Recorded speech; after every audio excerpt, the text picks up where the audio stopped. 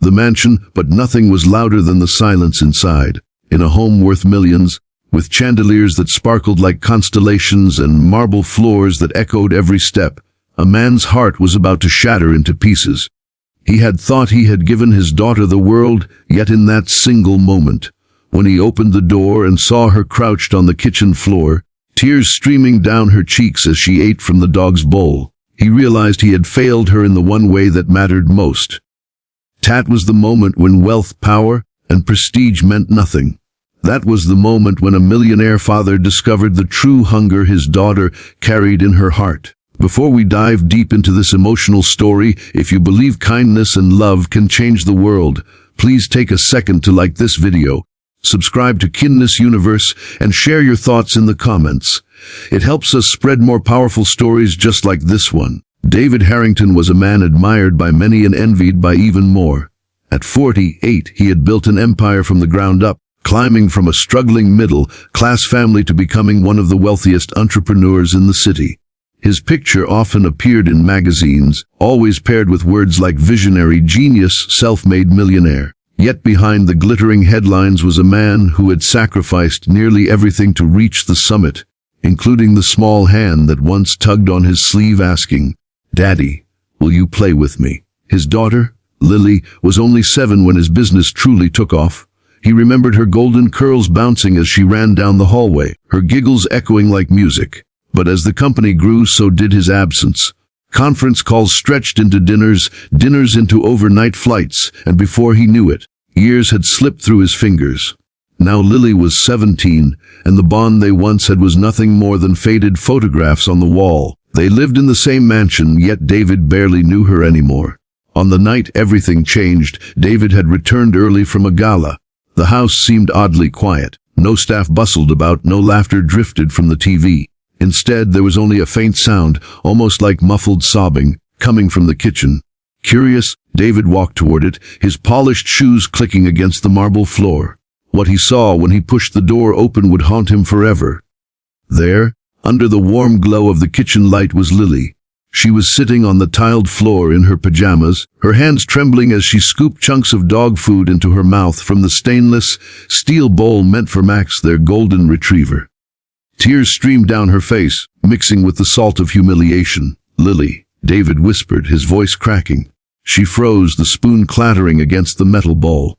Her wide, tear-filled eyes met his. For a moment, time stood still. "Daddy, I was just hungry." The words sliced through him sharper than any blade. This was his daughter, in a mansion filled with food, eating from a dog's dish. His mind raced. How could this be? The kitchen pantry was always stocked. The fridge always full. Why would she? But the truth was far crueler than he had imagined. The next morning, after a night of silence, David demanded answers. He sat across from Lily at the breakfast table, but she wouldn't look at him. Her eyes were swollen from crying, her hands nervously twisting the edge of her sweater. "Lily," David began gently, "why were you eating dog food last night? There's plenty of food here. You could have asked the staff. You could have."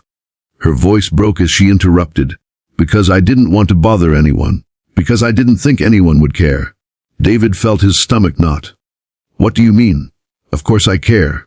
But Lily only laughed bitterly, a sound far too cold for someone so young. "Do you? When was the last time you sat down and ate with me? When was the last time you asked how I was doing? You've built this big house, filled it with strangers who cook and clean, but none of them are you. You're never here, Dad. And when you are, you're not really here." Her words cut deeper than any failure in business ever had. She wasn't starving for food. She was starving for love. As days passed, David couldn't erase the image of Lily on the floor from his mind. He canceled meetings, skipped galas, and started paying attention in a way he hadn't for years. He noticed the loneliness in her eyes, the way she avoided talking about school, and the quiet sadness that clung to her like a shadow.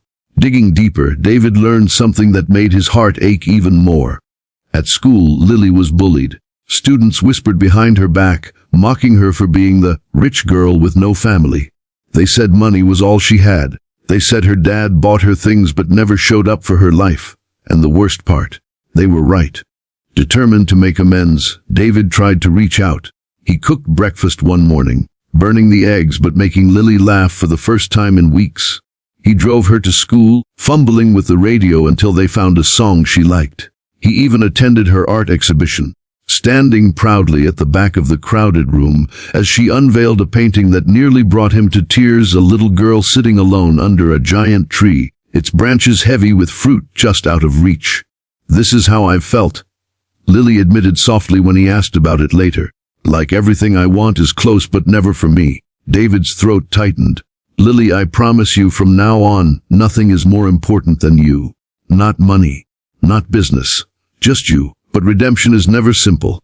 There were nights when David slipped back into old habits, checking emails at the dinner table, answering late night calls, and each time Lily's eyes dimmed just a little. One night when he caught her sitting quietly in the garden with Max, staring at the stars, David realized something profound. Love isn't proven by grand gestures.